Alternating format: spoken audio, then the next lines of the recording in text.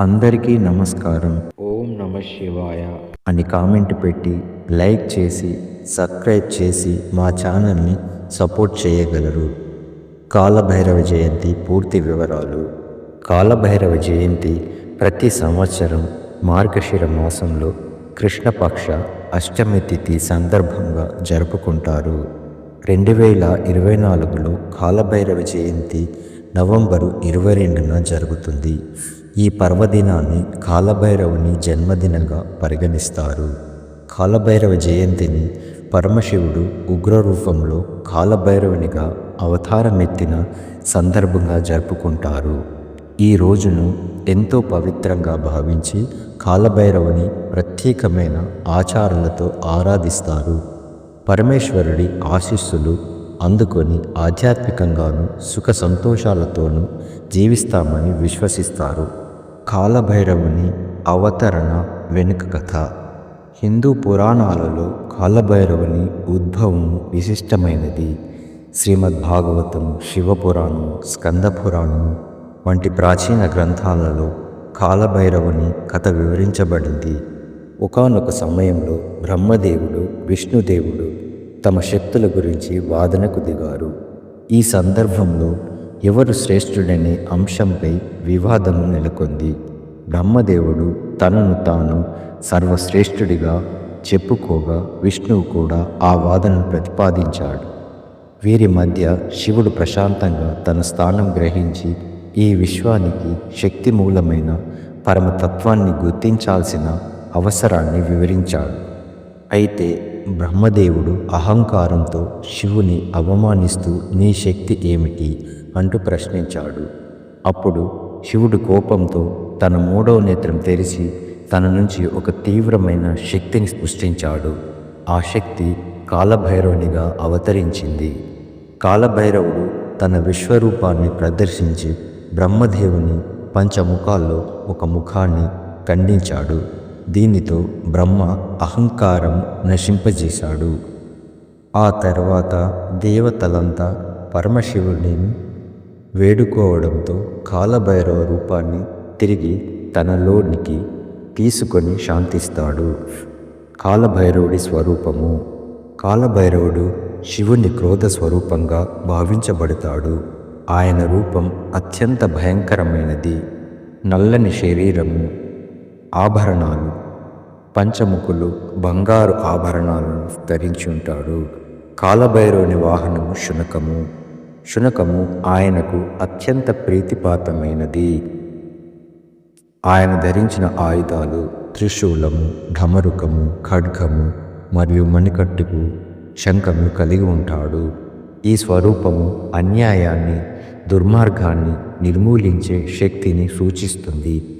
భక్తుల కోరికలను నెరవేర్చే దేవుడిగా, భయాలను తొలగించే దైవంగా కాలభైరవుడు ప్రసిద్ధిగాంచాడు. కాలభైరవుని యొక్క మహత్వము. కాలభైరవుడు కాలాన్ని నియంత్రించేవాడని భక్తుల విశ్వాసము. సమయాన్ని విలువైనదిగా భావించడంలో ఆయన భక్తులకు మార్గదర్శిగా ఉంటాడు. కాలభైరవుని ఆరాధన ద్వారా గత జన్మల నుండి వచ్చిన దోషాలు తొలగిపోతాయని హిందూ సాంప్రదాయాలు చెబుతాయి. పురాణాల ప్రకారము ప్రతి పట్టణానికి రక్షణకర్తగా కాలభైరవుడిని పూజిస్తారు. ఆయన ఆలయాలు చాలా పట్టణాలలో నగర ద్వారాల వద్ద ఉన్నాయి. భైరవుని భక్తులు మరణ భయాన్ని జయించగలరని నమ్ముతారు. ఆయన పూజా భక్తులకు మోక్షం సాధనలో దోహదపడుతుంది. కాలభైరవ జయంతి యొక్క ఆచారాలు. భక్తులు ఈ రోజున ఉపవాసం పాటిస్తూ కాలభైరవుని స్మరించుకుంటారు. నిశాకాలంలో ఆయనకు ప్రత్యేక పూజలు నిర్వహిస్తారు. నగరంలో ప్రదక్షిణలు. భక్తులు శివాలయాల చుట్టూ లేదా కాలభైరవ ఆలయాల చుట్టూ ప్రదక్షిణలు చేస్తారు. రాత్రి సమయంలో గుడిలో దీపాలను వెలిగించి కాలభైరవుని యొక్క కీర్తనలు ఆలపిస్తారు. శునకాల పట్ల ప్రేమ చూపడం, ఆహారం పెట్టడం ఈ పర్వదినం యొక్క ముఖ్యమైన భాగము. కాలభైరవుడు శునకాలను తన దూతలుగా భావిస్తాడు. కాలభైరవ జయంతి భక్తులందరికీ జీవన విలువలను గుర్తు చేస్తుంది. సమయాన్ని దుర్వినియోగం చేయకుండా ఉపయోగించుకోవాలి. ధర్మపాలనను, న్యాయాన్ని పాటించాలి. భయాలకు లోను కాక ధైర్యంగా జీవించాలి.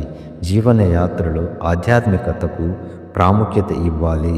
కాలభైరవుడు సమయ, శక్తి, ధైర్య స్వరూపము.